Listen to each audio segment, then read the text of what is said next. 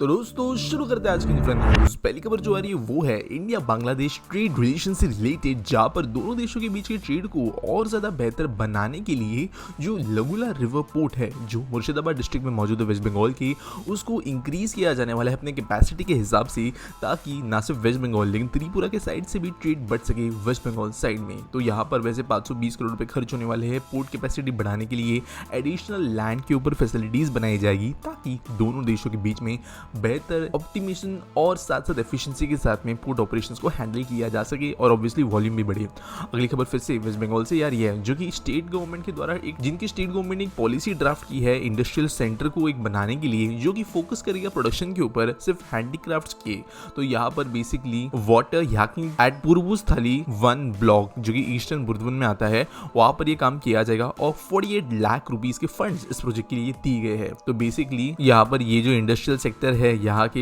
Area का, यहाँ पर मैट्स, बैग्स, फूड प्लेट्स, इन जैसी चीजें बनाने का काम किया जाएगा, जो कि यहाँ के लोकल स्पेशलिटीज भी आप बोल सकते हो, जिसकी वजह से ओवरऑल ऑब्वियसली लोकल इकोनॉमी को मदद मिलेगा और जो छोटे लेवल पे काम करने वाले लोग हैं उनको एक आउटलाइन मिलेगा अपने बिजनेस को बढ़ाने के लिए। अगली खबर दोस्तों हमारे डिफेंस से रिलेटेड आ रही है, जहां पर हैदराबाद बेस्ड कंपनी एस्ट्रा माइक्रोवेव ऐसी पहली कंपनी बन गई है भारत के अंदर, जो कि सुकोई 30 MKI फाइटर जेट्स के लिए state of the art radars manufactures करने के लिए रेडी हो गई है। तो बेसिकली ये GAN बेस्ड रेडार होंगे और यहाँ पर वैसे ओरिजिनली इनको डेवलप किया गया था DRDO के द्वारा, लेकिन अब ये कंपनी जो है इंडिया में ही इनको बनाना शुरू करेगी एक प्राइवेट एंटरप्राइज के तौर पे। तो इसकी वजह से जो मेंटेनेंस के काम होंगे या आगे जाकर दूसरे अगर कोई यहाँ पे जरूरत भी पड़ती है रेडार्स की, तो वो हम भारत के अंदर ही सोर्स कर पाएंगे, यहाँ वहाँ से उनको ढूंढ के लाने की जरूरत नहीं पड़ेगी और एक बेहतर डेवलपमेंट ये है देश के डिफेंस प्रोडक्शन और मैन्युफैक्चरिंग वाले इंडस्ट्री के अंदर। अगली दोस्तों जो खबर आ रही है वो है कोना एक्सप्रेसवे से रिलेटेड, जहाँ पर हावड़ा वेस्ट बंगाल से लेकर आने वाले कुछ लोकेशंस तक यहाँ पर एक 6 लेन एलिवेटेड एक्सप्रेसवे का कंस्ट्रक्शन जल्द शुरू होगा,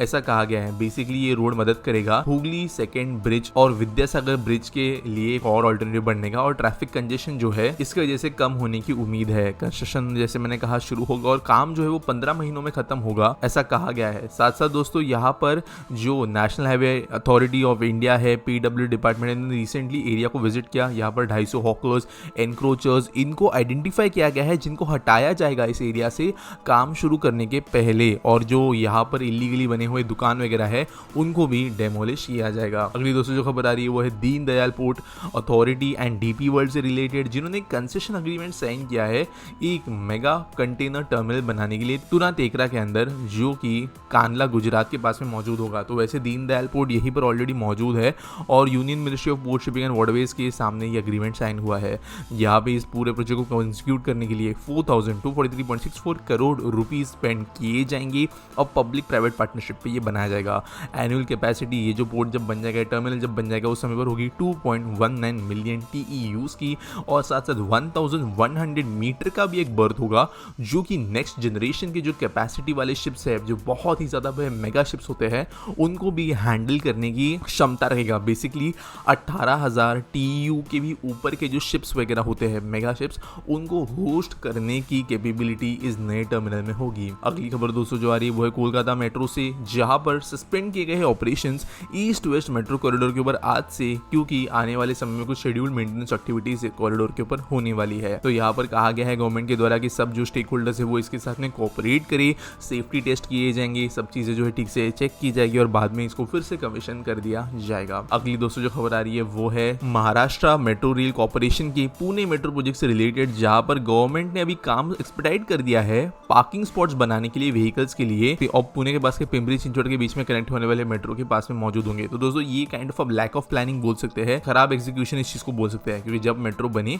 तो एक प्रॉपर मल्टी मॉडल हब बनाने के बदले यहाँ पे बना दिया गया। अब पुणे के अंदर जो बाकी पब्लिक ट्रांसपोर्टेशन है बसेस वगैरह से, वो बहुत घटिया है, जिसकी वजह से लोग जनरली अगर मेट्रो स्टेशन तक जा भी रहे हैं तो अपने व्हीकल्स पे जाते हैं। अब मेट्रो जब शुरू हुई तो काफी तक सक्सेसफुल बनना शुरू हुई है, तो यहाँ पर ऑब्वियसली हजारों लोग जो है अपनी व्हीकल्स कहीं ना कहीं पर पार्क करते हैं मेट्रो स्टेशन के पास, जिसके वजह से यहाँ पर पार्किंग इश्यूज क्रिएट हो रहे हैं और अब मेट्रो अचानक से पार्किंग के लिए जगह बनाने की कोशिशें कर रही है ताकि इस दिक्कत को मिटाया जा सके, लेकिन होपफुली ये चीज जो है ठीक से एग्जीक्यूट कर ली जाएगी। अगली जो खबर आ रही है वो है दिल्ली मेट्रो से, जहाँ पर दिल्ली मेट्रो कम्यूटर्स के लिए गवर्नमेंट ने कहा है कि उन्होंने NBCC के साथ में मिलकर एक अग्रीमेंट साइन किया है, जहाँ पर मिलकर ये जो दिल्ली मेट्रो है इसको और ओवरऑल इंप्रूव करेंगे और साथ साथ जो यहाँ का एक्सपीरियंस है ये ऑल ओवर इंडिया और अब्रॉड भी यूज़ करेंगे। अब दोस्तों ये वैसे एक बहुत ब्रॉडली कही गई बात है कि एग्जैक्टली क्या क्या डिटेल्स में काम करेंगे उसके बारे में हमें पता नहीं, लेकिन बस एनबीसीसी भी बड़ी कंपनी है, डीएमआरसी बहुत एक्सपीरियंस फॉर्म है, तो यहाँ पर दोनों मिलकर कुछ ना कुछ ऐसी चीज़ें करेंगे जो कि कंप्यूटर्स के लाइफ एक्सपीरियंस उसको बेहतर बनाएंगे। आज के आस्पिटी सवाल के बारे में बात करें तो प्रणव पवार पूछते हैं,